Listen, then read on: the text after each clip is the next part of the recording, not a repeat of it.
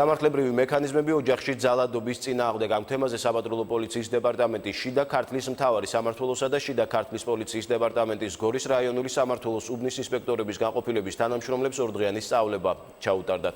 ტრენინგი ევროკავშირის მიერ დაფინანსებული პროექტის ფარგლებში დემოკრატიული ჩართულობის ცენტრის გორის ოფისში ჩატარდა. სწავლებას შიდა გასაქმეთა სამინისტროს აკადემიის საპატრულო პოლიციის ფაკულტეტის უფროსი, თბილისის სახელმწიფო უნივერსიტეტის პროფესორი და ძალადობისგან დაცვის ეროვნული ქსელის ხელმძღვანელი უწყებოდნენ.